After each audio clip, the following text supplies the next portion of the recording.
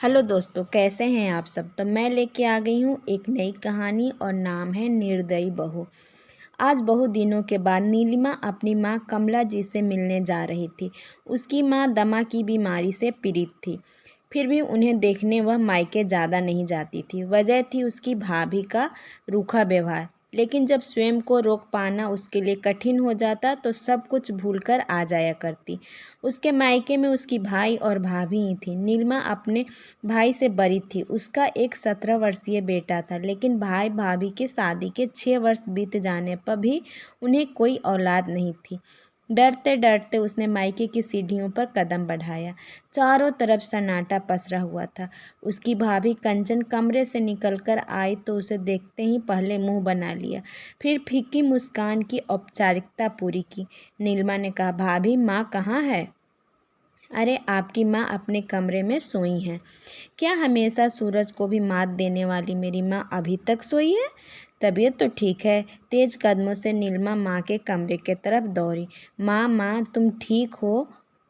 चेहरे पर केवल झुर्रियों का जाल बिछा था और हड्डियां चमड़ी से बाहर निकलने को आतुर थी। माँ का शरीर बिल्कुल कमज़ोर हो गया था। ना जाने 6 वर्षों में ऐसा क्या हो गया कि माँ का शरीर टूट सा गया, एकदम बुढ़ी हो गई।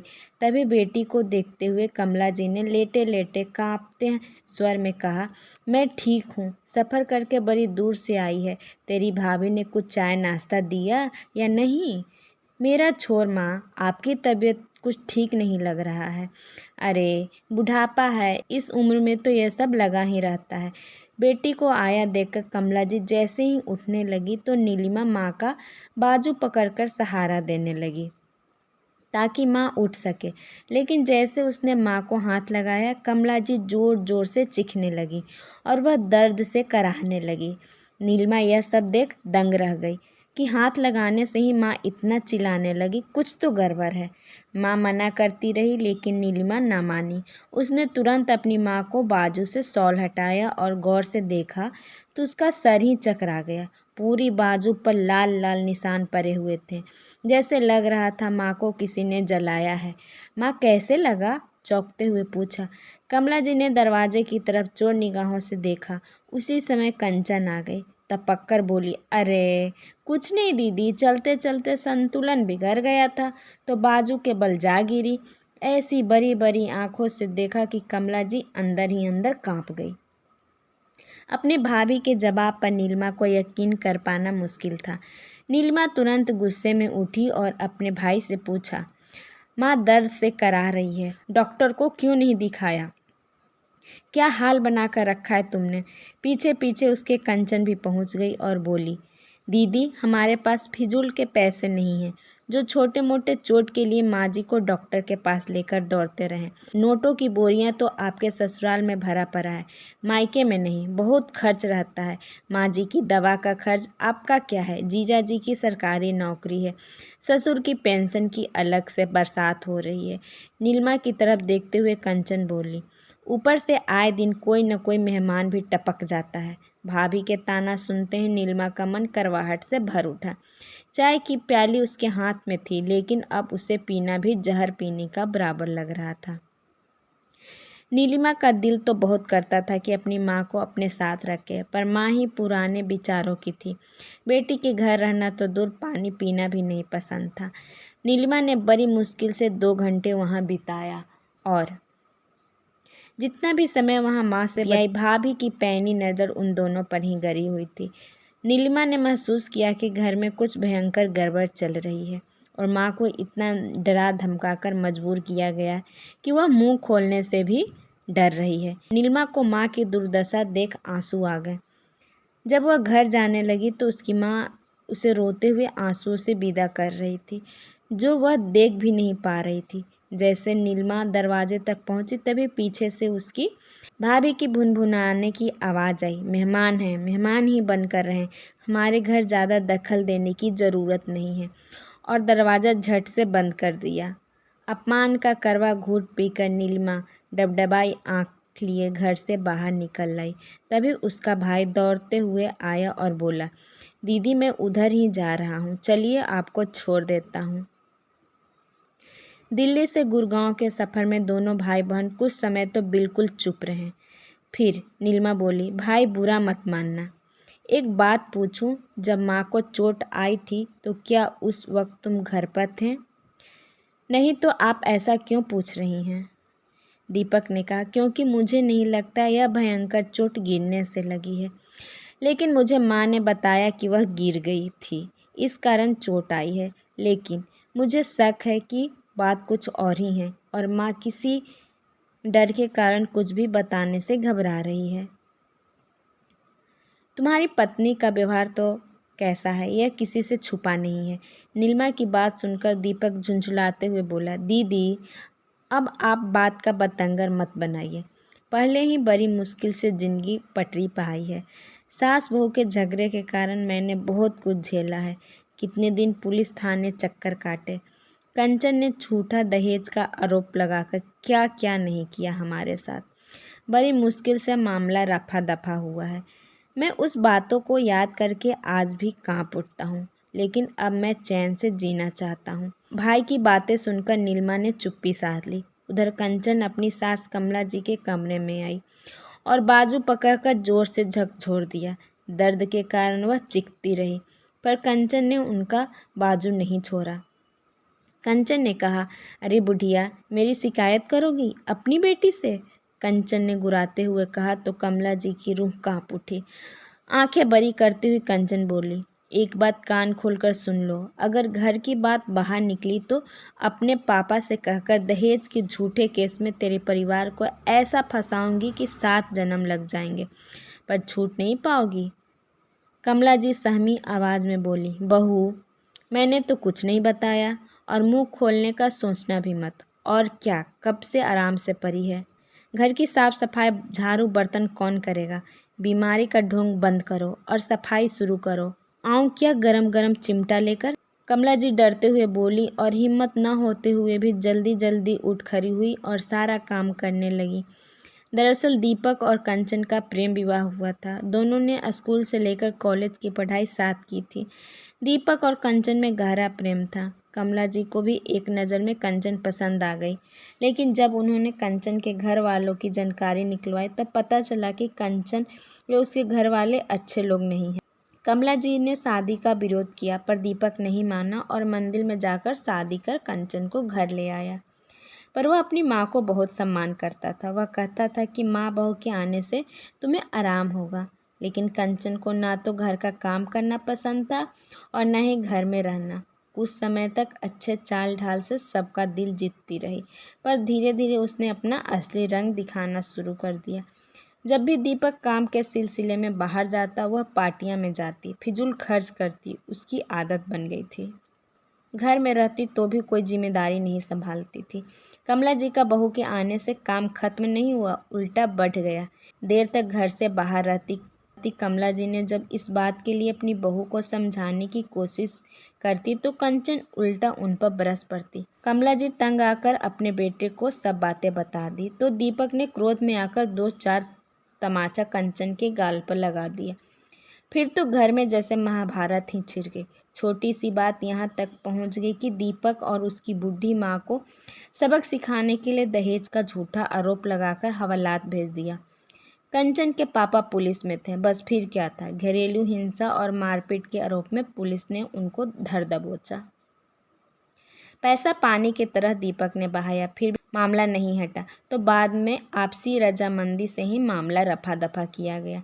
उसके बाद तो कंचन का उस घर में एक छत्र राज हो गया और कमला जी अपनी बहू का ऐसा रूप देखकर ऐसी डरी कि उसके द्वारा किए गए अत्याचारों का भी वह कोई जवाब न दे पाती थी, न ही किसी के सामने अपना मुंह खोलती थी। अपनी बहन नीलिमा को उसके घर छोड़ने के बाद जब दीपक शाम को घर पहुंचा तो उस समय कंचन बाहर थी। वह माँ के कमरे में गया और अंदर जाकर देखा तो माँ अपने बिस्तर पर निढाल सी पड़ी थी। अपनी बहन की बातें रह रहकर उसके दिमाग को झकझोर रही थी। उसने माँ से कहा, आपने दवा खाया? नहीं बेटा, रुक माँ, मैं देता हूँ। दीपक ने अलमारी खोलकर माँ का दवा निकालकर उनको दिया। तभी उसकी नज़र उसमें रखी एक पुरानी डायरी पर पड़ी। दरअसल कमला जी को बचपन से ही डायरी लिखने का बहुत शौक था।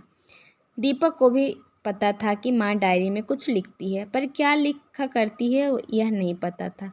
दीपक ने वह डायरी खोलकर पढ़ा तो पहले पन्ने पर लिखा था, ससुराल में मेरा पहला कदम अपनी माँ के जीवन की बहुत सी खट्टी मीठी यादों के बारे में पढ़कर मुस्कुराने लगा। फिर नीलिमा और दीपक के बचपन की लड़ाई का जिक्र पढ़कर वह और भी अधिक खुश हुआ।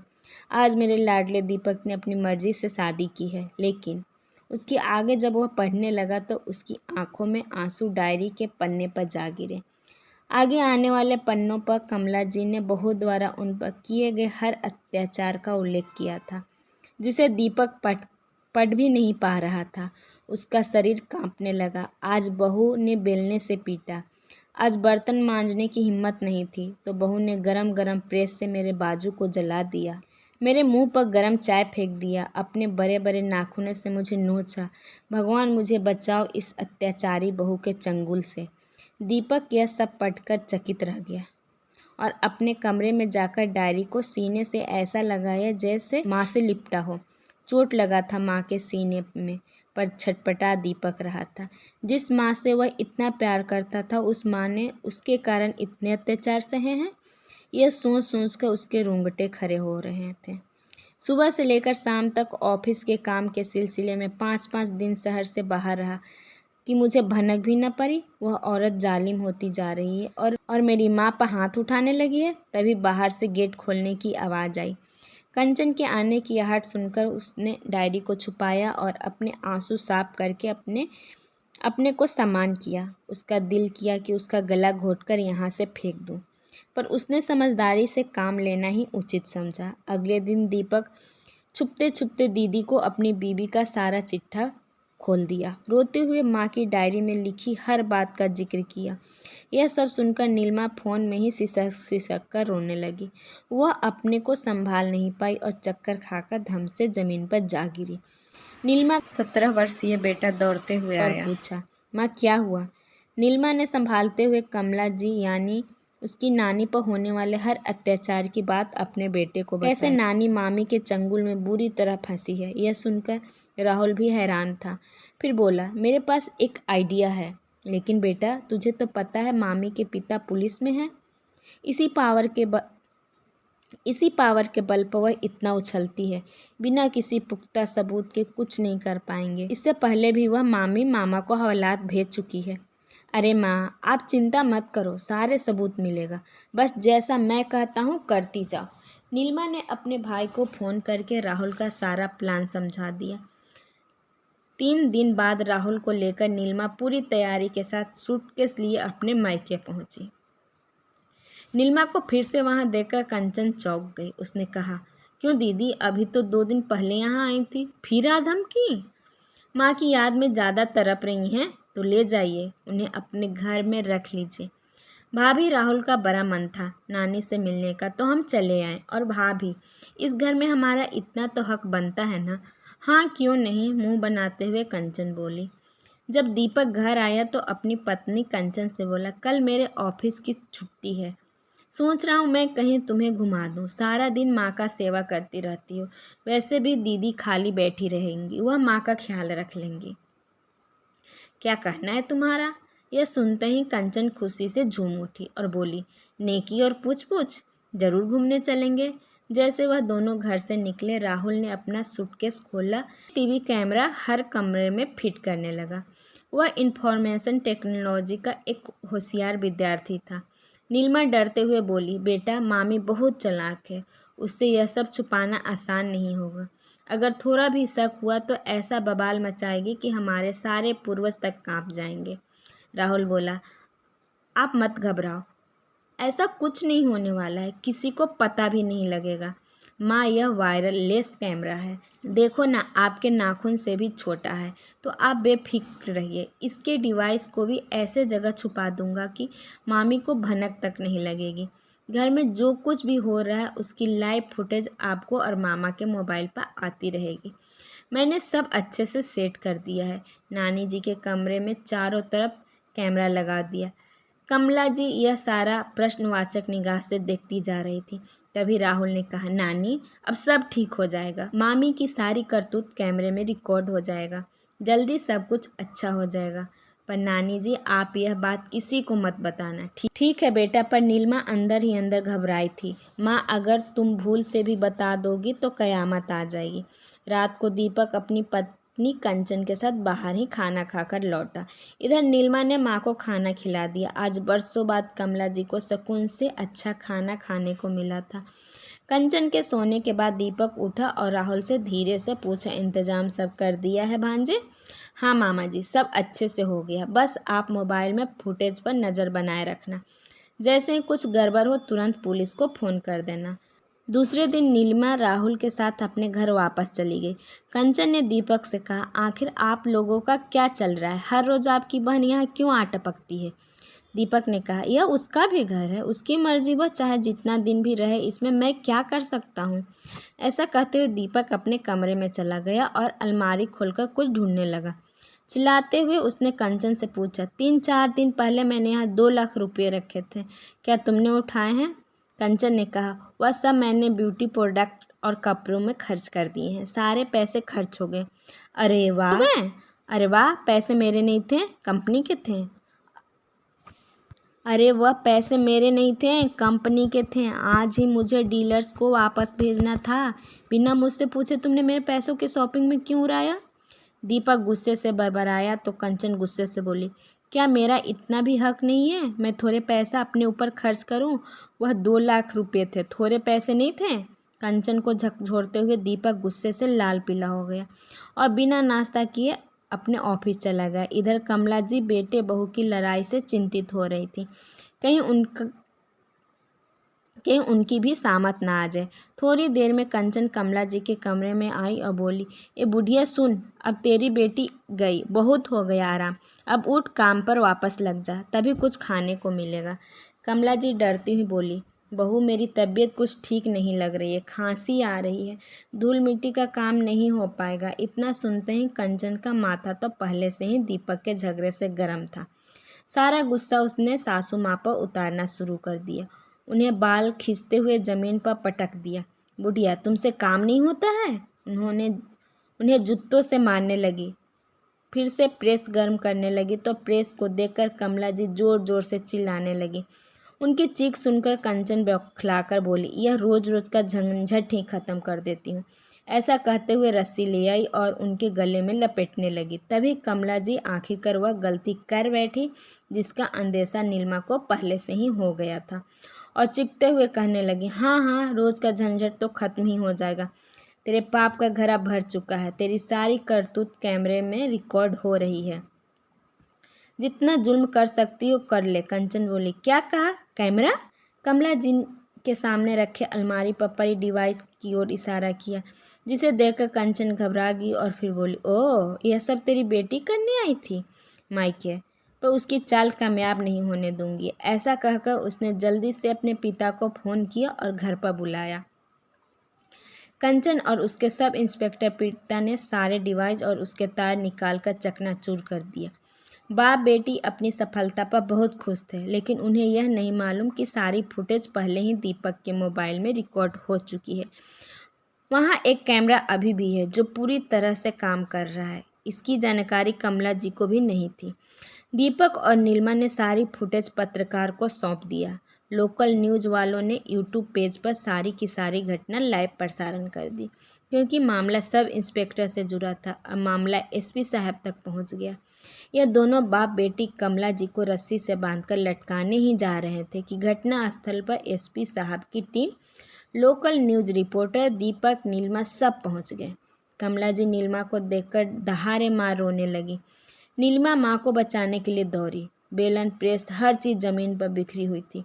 कंचन और उसके सब इंस्पेक्टर पिता को हिरासत में ले लिया गया।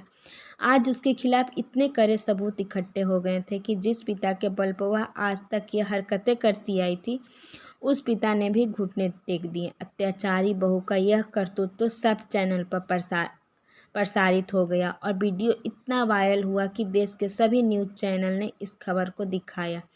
2 दिन बाद कंचन और उसके पिता को हिरासत में ले लिया गया। इस दौरान कमला जी का भी बयान लिया गया और आसपास लोगों से भी पूछताछ किया गया। सभी सबूत और बयानों के आधार पर कंचन को अदालत ने उम्र कैद की सज़ा सुनाई और उसके पिता को पुलिस की वर्दी पर दाग लगाने, साथ ही सभी सबूतों को मिटाने की कोशिश करने के जुर्म में 11 वर्ष की सज़ा सुनाई गई। और इस फैसले के साथ ही सारा कोर्ट रूम तालियों की गड़गड़ाहट से गूंज उठा। आज राहुल की सूझबूझ और समझदारी से न केवल कमला जी अपनी बहू के अत्याचारों से मुक्ति मिली, बल्कि दीपक को भी अपनी जालिम पत्नी की गुलामी से आज़ादी मिल गई थी। दोस्तों, जब किसी इंसान के पाप का घड़ा भर जाता है, उसकी सहायता इंसान क्या भगवान भी नहीं करता है।